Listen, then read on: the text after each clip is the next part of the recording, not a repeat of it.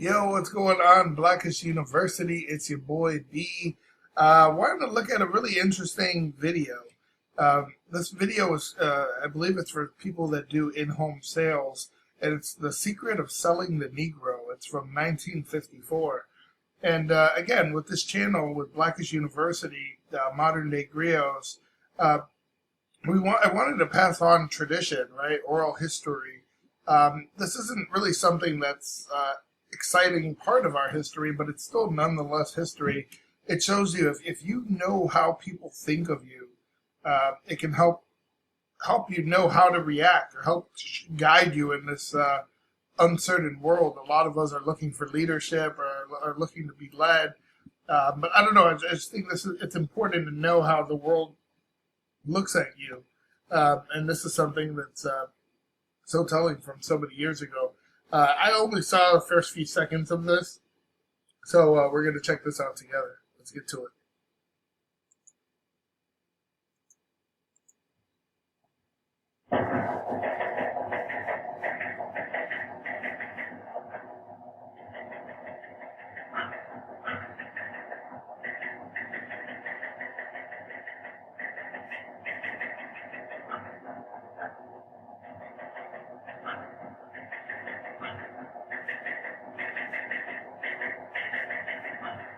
Old school as hell.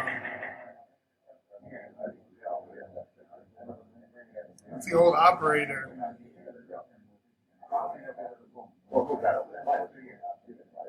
Is that a broadcaster? Got the level on that, Joe? How's this video coming through? The lights button up. The original YouTubers of the day. All set. Stand by.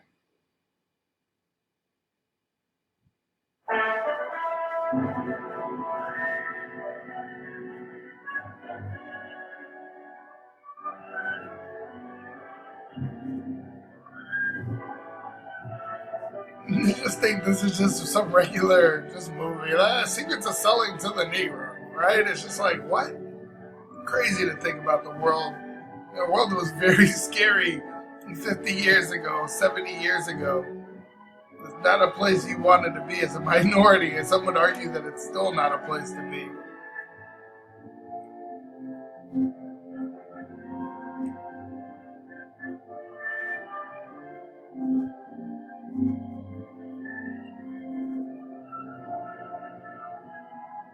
I wonder how many people from this movie or in the production of this movie are dead by now.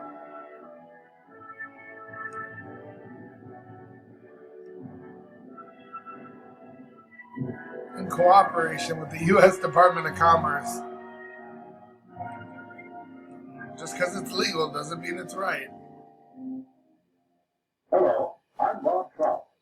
I've got a story here that I think is big, really big, because it's bound to have a terrific impact on business.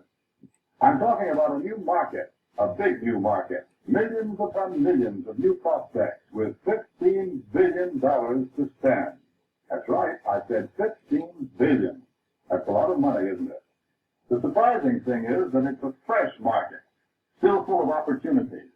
It grew up so fast, got so big in a hurry, that few of us realize its scope. Now, these days, nobody's likely to pass up chances to sell. And yet right here in our own front yard, there's a neglected market. There's money waiting to be spent. To get the story of this market, to be able to tell you the secret of selling the Negro, we did a lot of digging. We talked to leading businessmen, the customers, and the salesmen. We went to Washington, D.C. We set up cameras and other key points around the nation. And out of this all, there emerged a story, the story of a new market.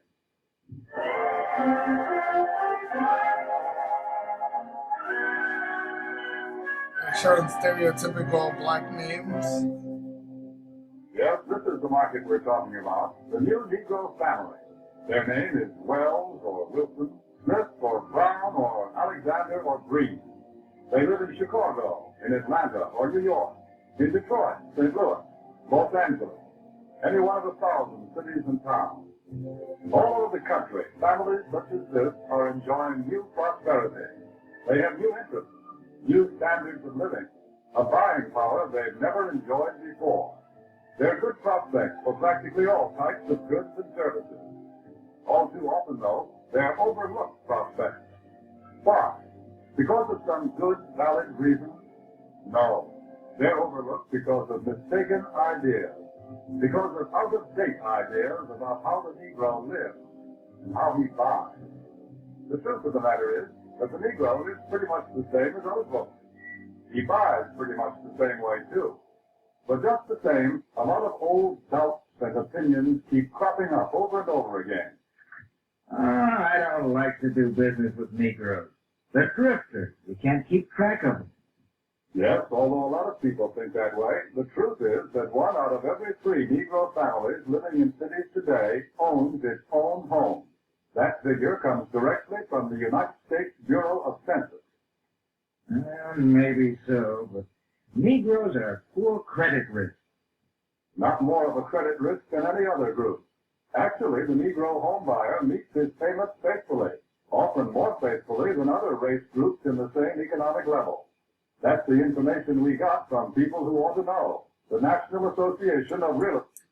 You know, outside of him continuing to call us Negroes, I do have to say that I'm glad that they're portraying our people in a nice way. They're showing them as professionals, as homeowners, but I'm sure that's to get his message across, right? That's not because he thinks of us that way. His payments faithfully, often more faithfully than other race groups in the same economic level.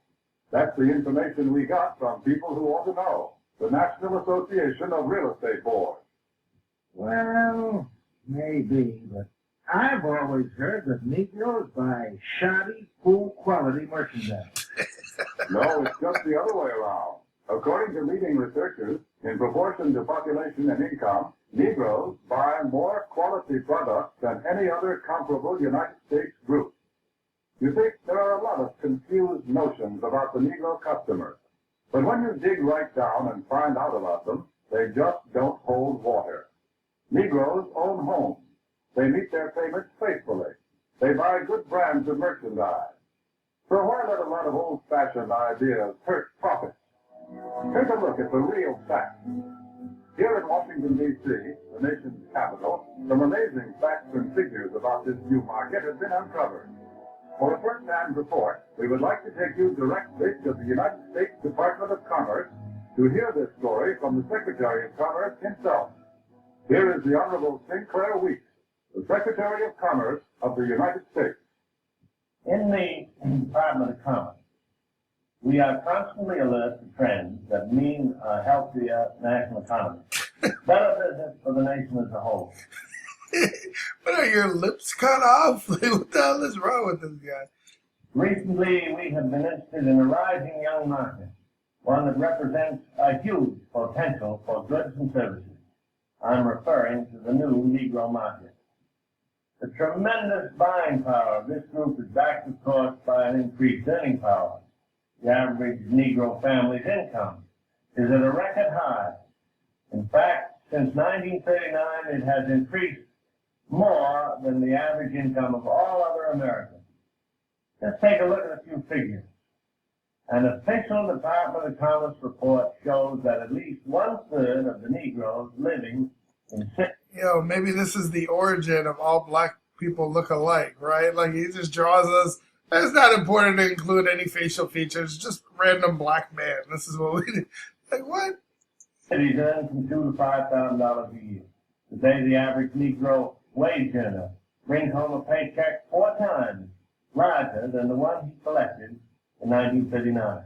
As a whole, the Negro market has a total income of about $15 billion every year.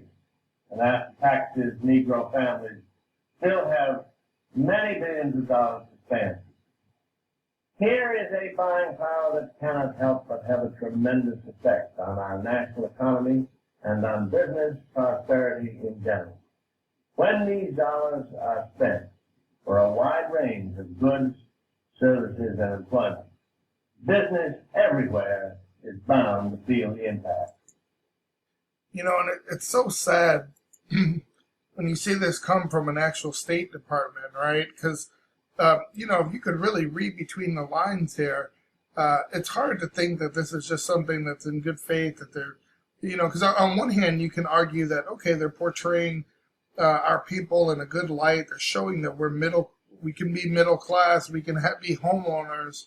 Now we're earning at a higher wage, but they're doing that because, what's in it for them? They're saying that, hey, these people need to spend these dollars. If they're spending these dollars as quick as they're coming in, this can really fund the economy, right? And it's sad because something like this, you really have to read between the lines. And I think people are also saying, we can exploit these people in a different way. If we can get them, if we understand their buying power now, if we can get them to value these higher, these things that are worth more, right? We showcase the Cadillac. You need a Cadillac, or you need these name brand clothes. We're defining what's cool to them. We're defining what success means to them. And if we can get them in that everlasting loop of being a consumer with all riding the new trends, then we're keeping this economy flowing, and we're sucking that money right out of the black community, and we're putting it into the overall economy where the top wealth earners are pulling that out. That's why when we think about this, when we hear things now where we're like, man, support black business, right? Support these small time the people that are trying to do work on their own. Just such a dropping knowledge on us. It's so important to remember this before you spend money on Gucci, on these certain brands. When you understand that they're trying to make you, they're hitting you with all these ads because they're defining what cool is to you, so they know what brands that you're going after and how much money you're putting right back into their system. It's funny. It's kind of like when I was in. I went down to what was that? I'll reach. Oh, New Orleans, right? NOLA. I went down there for the first time, and I went to go see this. It was a sugar plantation, and the family kept talking about how good they were to the slaves, and they had these books, and they said that, we try to let these Negroes leave, but they liked us so much they stayed. We paid them after that. But you gave them money that they can only spend at a store that you owned that was miles and miles away. So either way, you were still controlling the economy without necessarily saying slave, right? You can kind of come off as, I'm paying them, I'm doing my part, but you're still supporting this system. And I think there's something very similar still happening in the world today, but it's much different than just buying at a small local store and controlling the economy that way. You're looking at something that's more on the macro level. This new buying power has resulted in a class Negro market, a profitable, above-average income group of consumers. For example, the nation's largest newspaper and magazine research organization, Daniel Starch and staff, reports these significant figures. More than 51% of the readers of Ebony magazine have a record player in their home. Almost 64% own a television set. And almost 78% enjoy the convenience of an electric refrigerator. It is also a fact, and this is from the magazine The Food Field Reporter, that Negroes spend almost $3 billion a year for food alone. Per capita, they buy more cosmetics, drugs, and toiletries than anyone else in the country.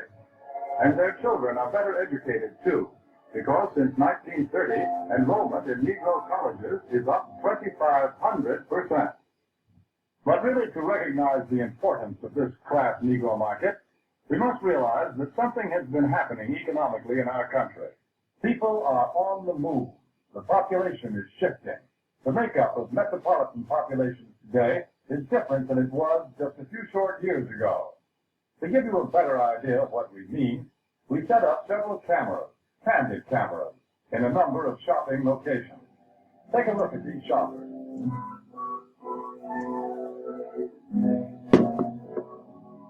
Notice what a large proportion of them are Negroes.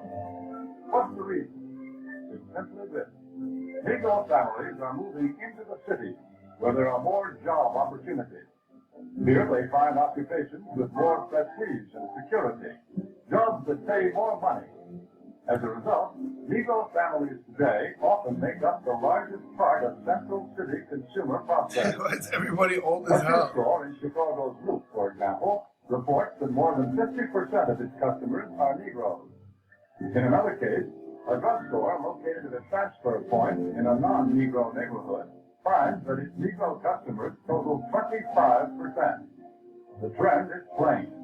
The new Negro families today are moving into more populated areas, to the cities, where there are more stores, more buying opportunities.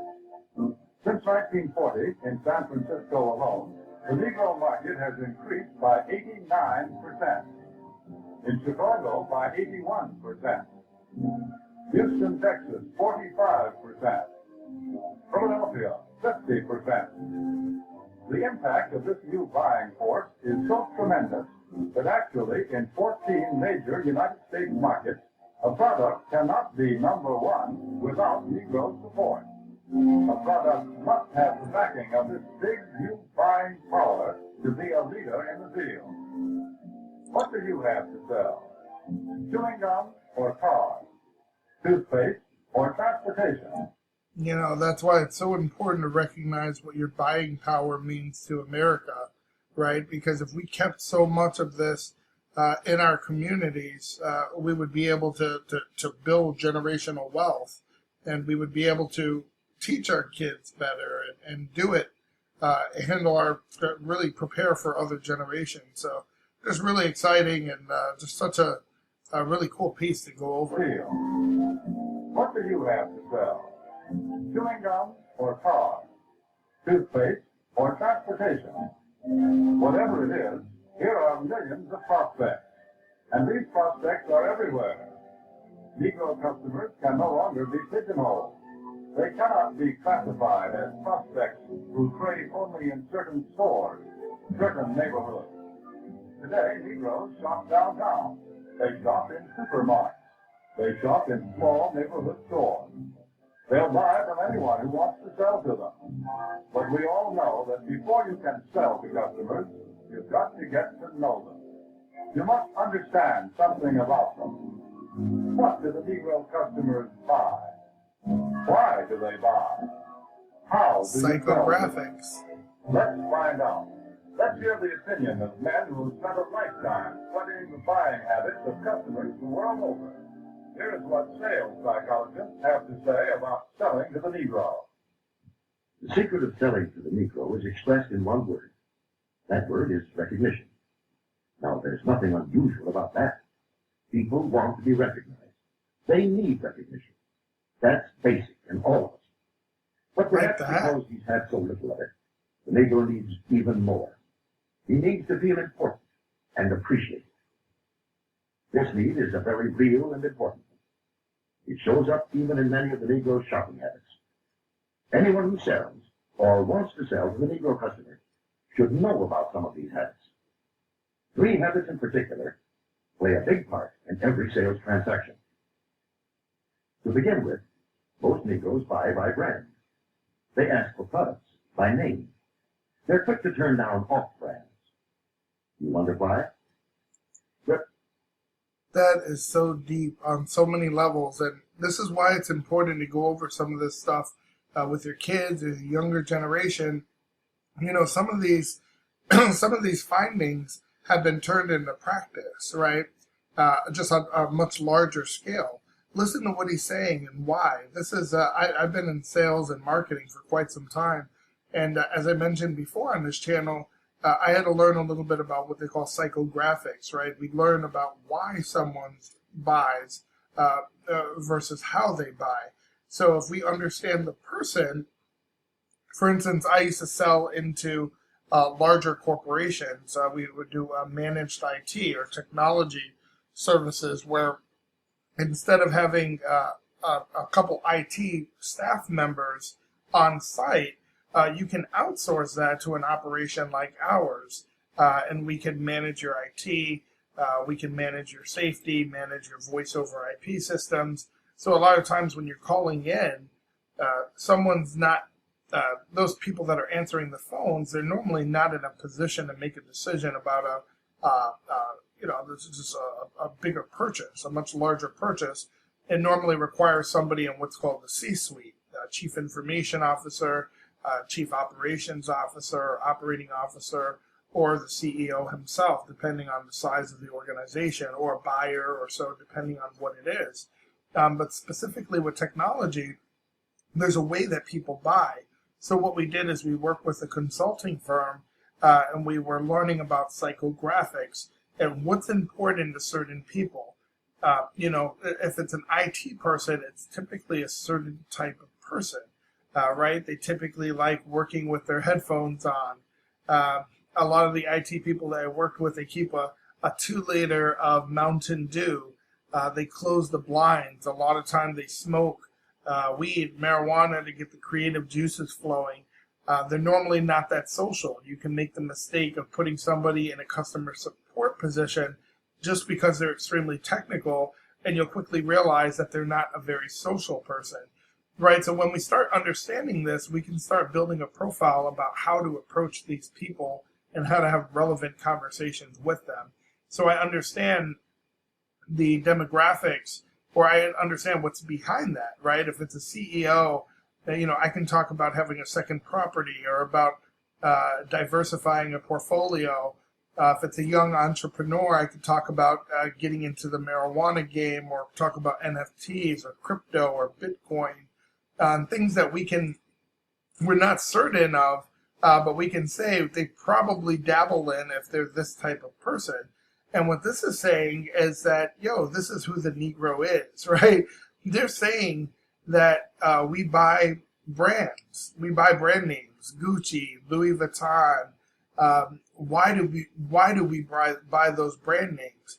You think about that. I think about how it was when I was growing up, and why you might buy some Jordans. In my school, and I wasn't a very privileged kid. I grew up poor. A lot of times I can get the outfit together, but man, my shoes were just the XJ900 from Payless. I looked whack. And it's like, what is it?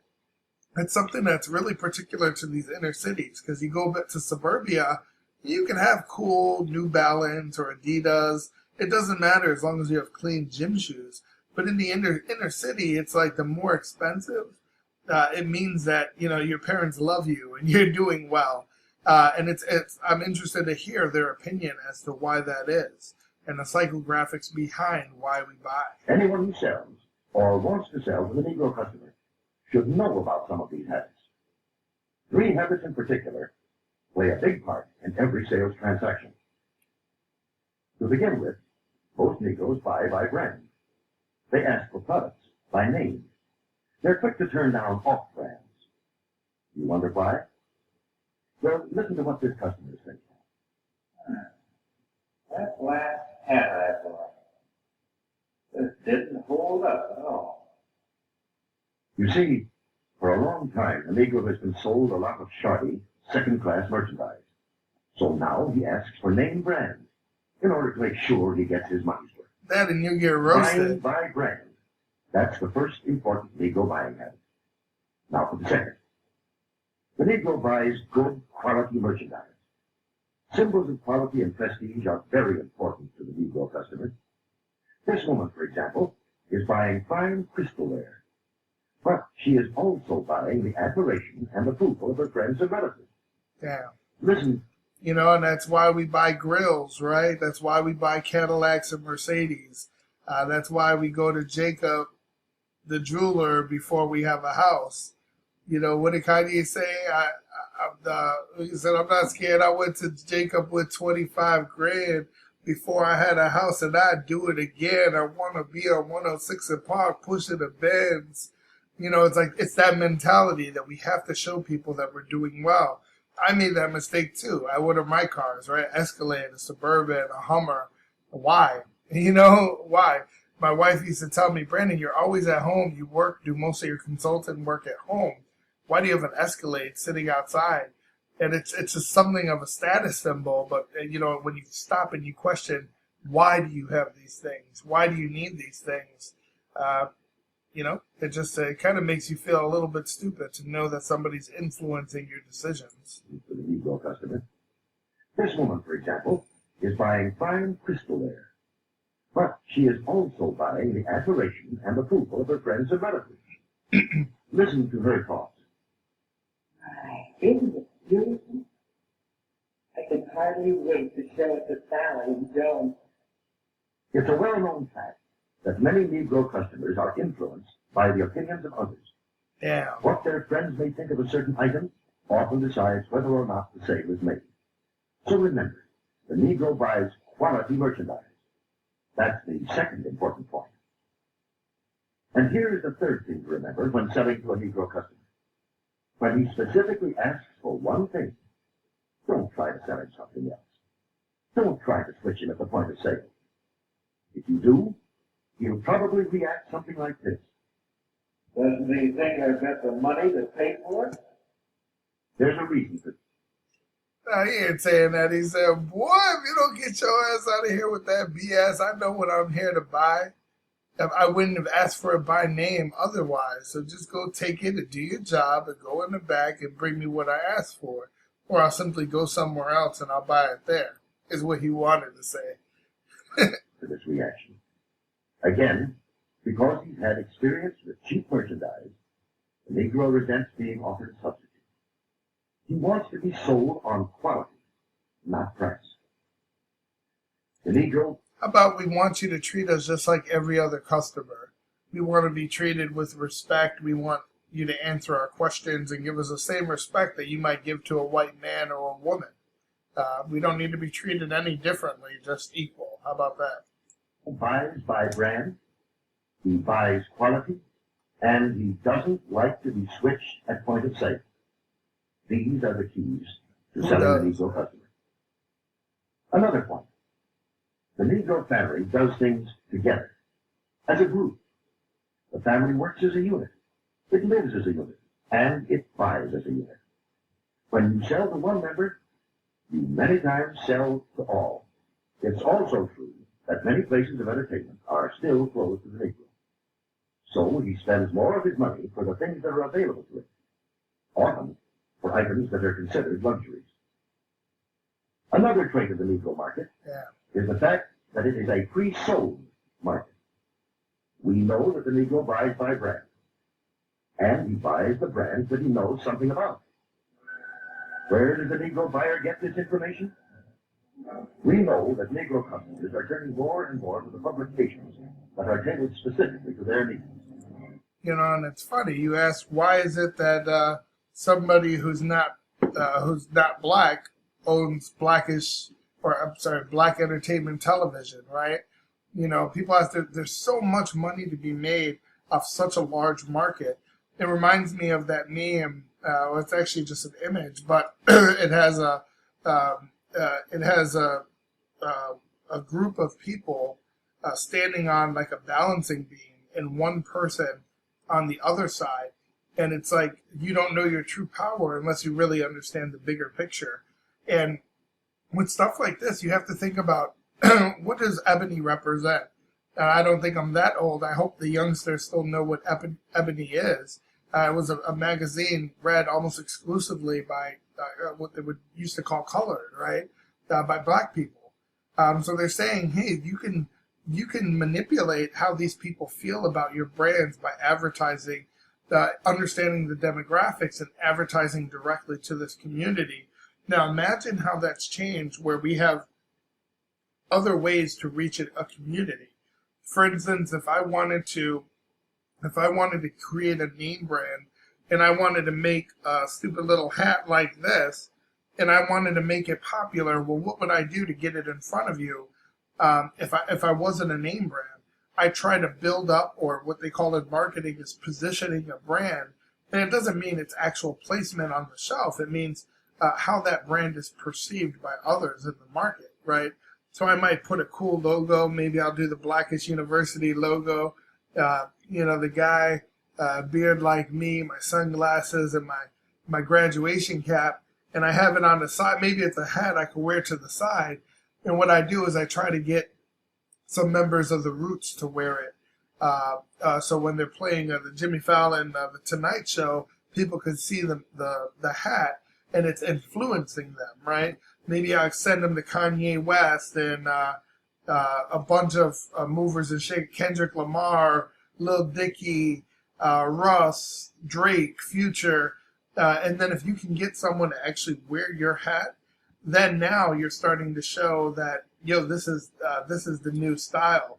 And there's many of people, we call them sheeple, that just want to ride that wave, right? They're not people that would just wear the hat on its own because it's a cool hat. They want to see somebody else doing it. But you think about mass media, we can actually purchase, we can look at demographics provided by Google or by Facebook, and I can actually purchase the actual ad and design the ad that goes in front of you, and I can target you by your demographics. If you're a 18 to 25-year-old man living in a Chicagoland area, the Dallas-Fort Worth area, the metro areas within Florida, New York, California, you can actually influence the entire population by purchasing the right ads. And when you start thinking of larger companies that are doing this, why is it that wearing a Gucci belt is cool, or Gucci loafers, or Louis Vuitton, or these labels that you probably can't afford but you strive for? How are they any different? Is there a difference between Mike's and the Jordans and the excellent New Balance? Why is it that we perceive these things? It's because they've been positioned different to you. And just real quick, and we'll wrap up the video and get back to it, but they say there's two types of being manipulated. One is when you're doing something like hypnosis, right? And somebody's, you're actually part of it, and you're part of it, and people are telling you what to do or how to think. It's like there's two types of being in jail, right?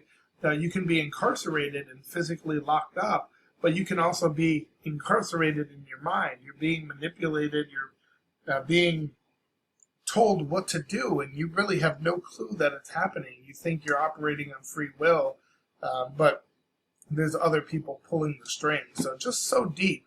It's so interesting and that's why we say here at Blackish University, it's so important to understand your history, because just a small 20-minute video like this might seem insignificant.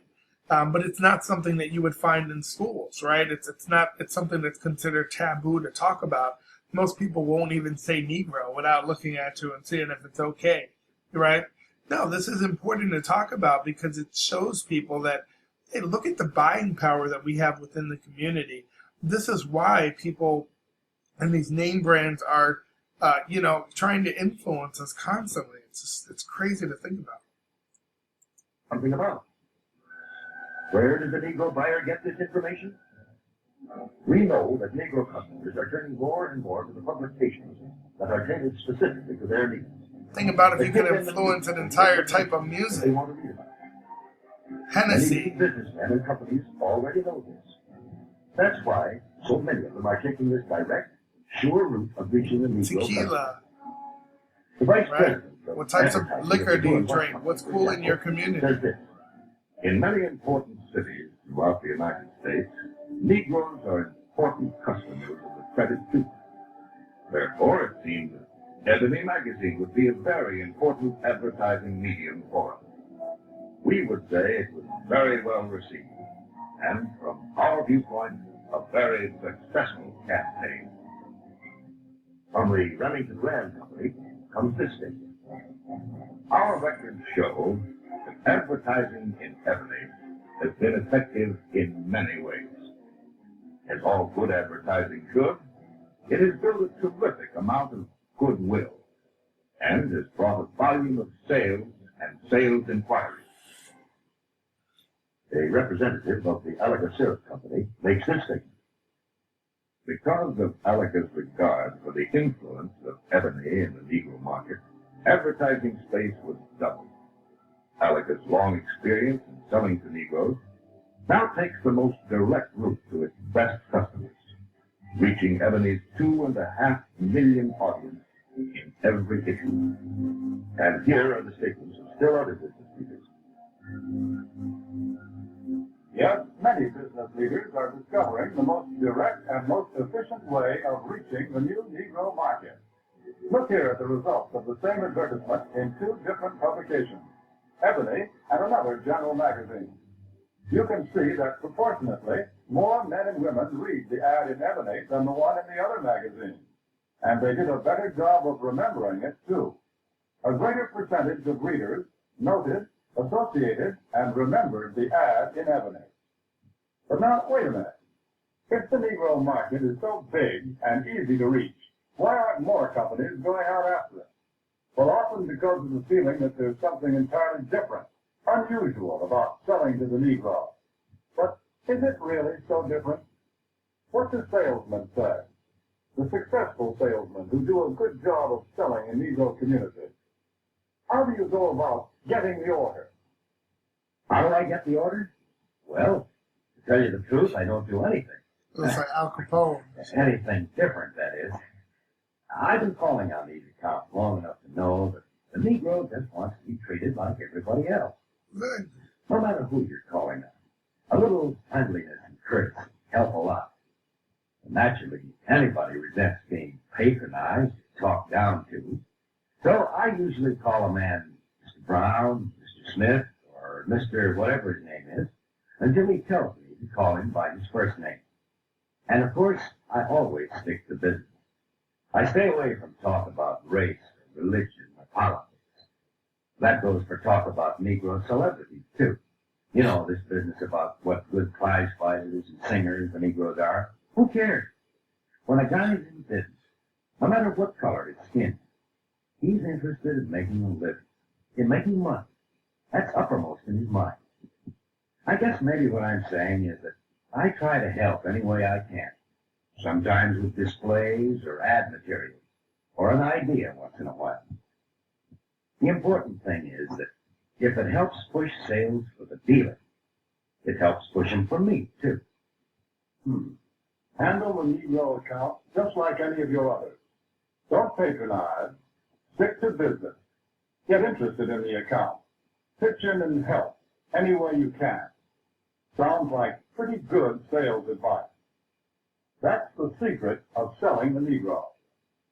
Well, how about it? What do you think of this new market? It can open new outlets for you and for everybody who sells goods or services. It's still possible to get in on the ground floor when this market is just beginning to grow and to expand. The facts and the figures that we see here are just a small sample of what they promise to be next year and the years after that.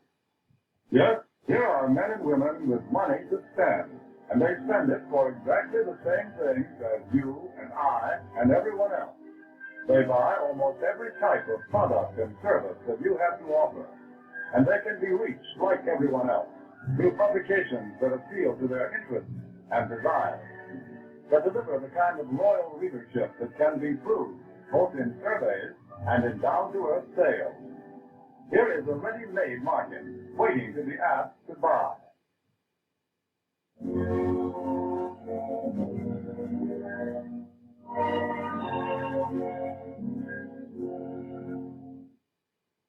Here are millions of customers for what you have to sell. Customers with $15 billion to spend.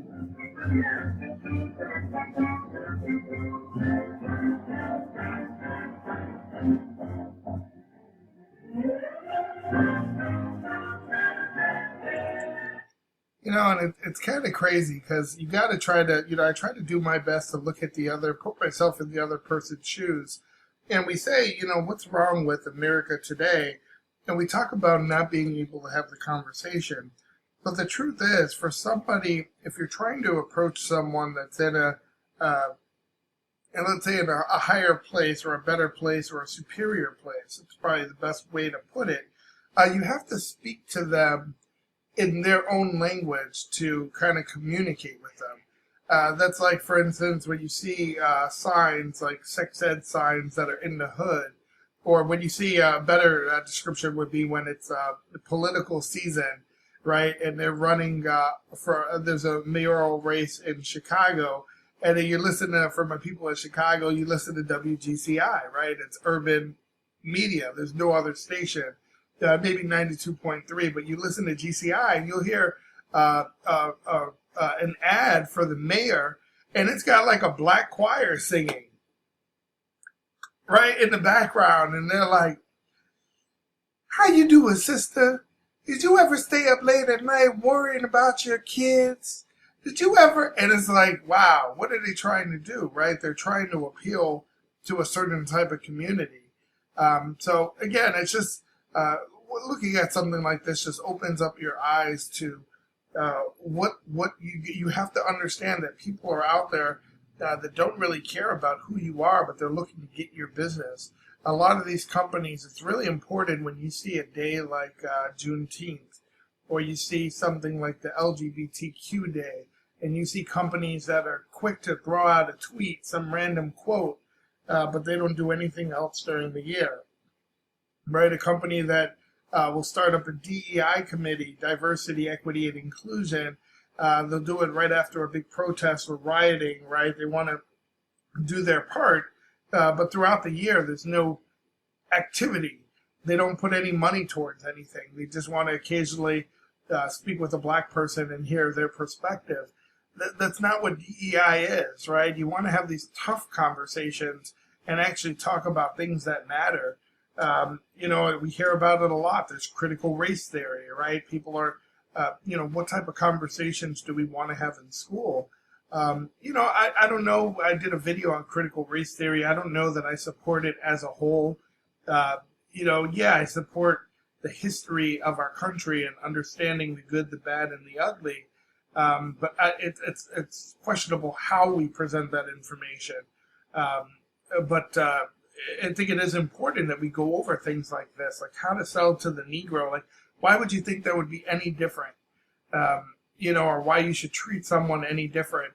But on one hand, I do understand that they had to use language that their community, because let's be honest, this wasn't for us, right? We weren't in positions of power to sell. They were trying to convince other business owners to sell to minority communities.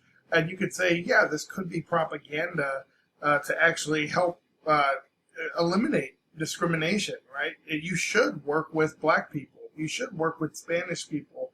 They buy things that are the same. They're well off. So one could say that you had to create the message this way for those people to hear it and act upon it and think it was in their best interest and the greater good was in mind. But man, I look at that and I'm like, man, this is racist than a mother, right? It's you just can't keep dropping Negroes like that. That's just kind of bogus in itself that they look at us like that. But it's important to understand the buying power that we have as well. So don't forget to shop black and understand understand these things. It's important. Check out blackishuniversity.com. I try to set up an area where we can hopefully have conversations at some point off YouTube. We can just go over information and go over facts and just kind of have an area for ourselves. So don't forget to like and subscribe and check out more videos like this on the channel.